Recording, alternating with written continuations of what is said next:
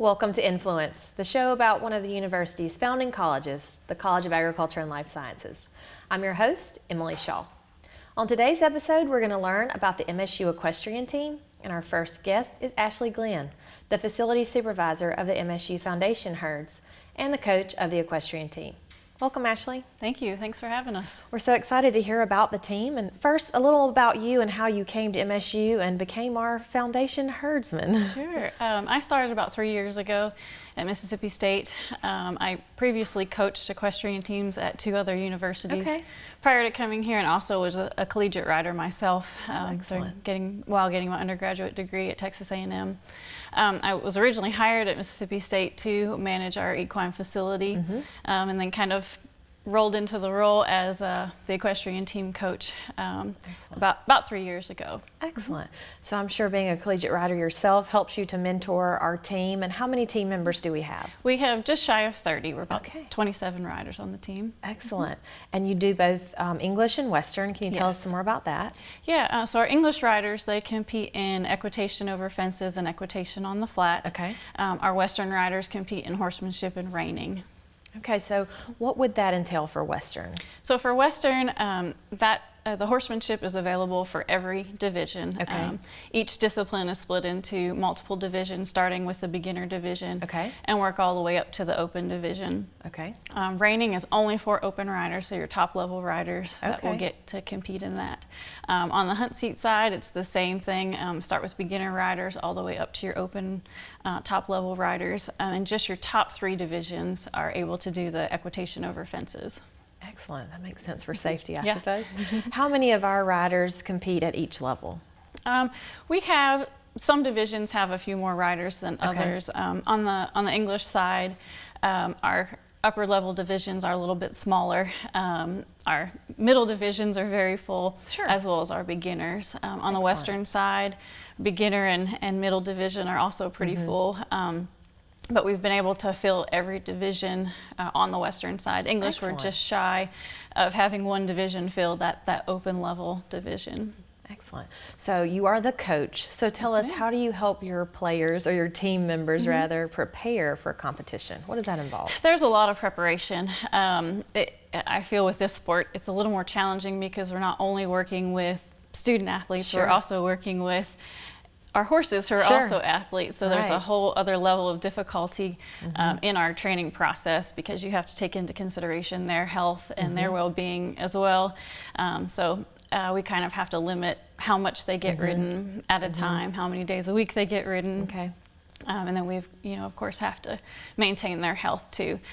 So that limits our practices a little bit. But I do require all of the members on the team to work out 3 days a week. Okay. So they need to be physically fit. Okay. And then they practice a minimum of twice a week. And a lot of that involves working on their body position and their communication with the horse. On the Western side, when we compete, we do a lot of pattern work in the horsemanship. So we'll drill on patterns, work on accuracy, layout and flow of the patterns, and then communication with the horses is key with this sport. That is so fascinating that it's almost like 3 facets: your rider's health, your horse's health, and then their togetherness in exactly. learning those things. So that's probably something that most of our viewers haven't thought about, Yeah. is all the elements that are involved. Where do you practice? We practice on campus on South Farm at the Horse Unit. Okay. We were very fortunate that we're able to practice on university-owned horses and use university facility. Excellent. And what's been helpful being the facility supervisor, we have access to that facility all the time. Excellent. And as far as our scheduling with labs and practice, I'm able to coordinate everything where we are able to use the facility when we're needed to, but also be able to provide the facility for the labs and other classwork that Excellent. happens out there. So y'all have a very long season. We Tell do. us about the season. Yeah, we start as soon as school starts in August. We're jumping right into practice. We do hold open tryouts in the spring and the fall. So we usually have those tryouts within the first 2 weeks. Okay. And then our first competitions, depending on the season, the schedule changes a little bit, but usually by the end of August, beginning of September, we're jumping right into competition.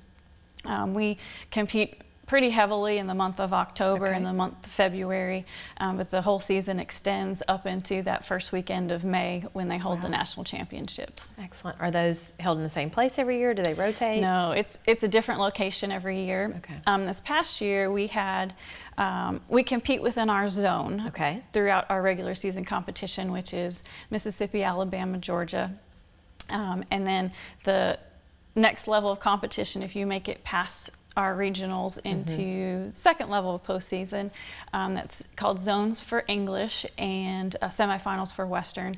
Last year zones were held in Georgia, and for Western semifinals was in New York. Okay, wow. And then the national championships for both disciplines was in Harrisburg, Pennsylvania. Wow. Which was home for me. That was was really nice. That is a lot of traveling for our It students. is, yes. So how often are y'all gone? We are, it's about 4 competitions per discipline per semester. Okay. Is about what it works out to. Okay. But a lot of times we'll have an English and a Western competition in the same weekend, which helps with some travel expenses and hotels, kind of consolidating it on some weekends.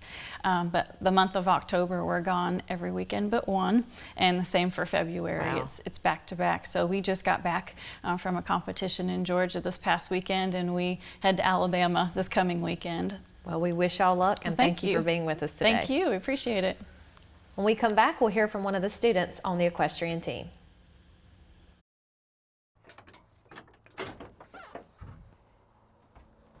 Think you know egg?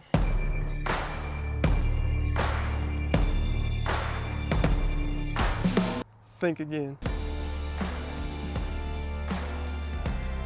We are creative.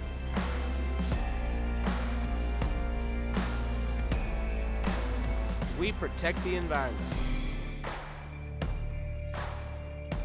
We prepare for careers in medicine and conduct research.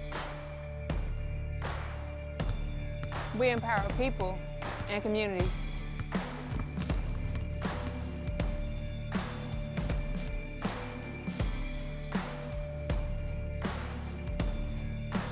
We are technology driven.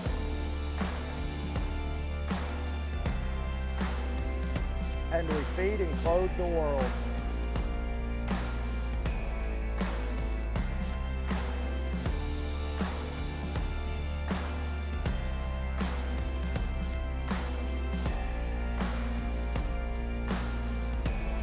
We are at the College of Agriculture and Life Sciences at Mississippi State University.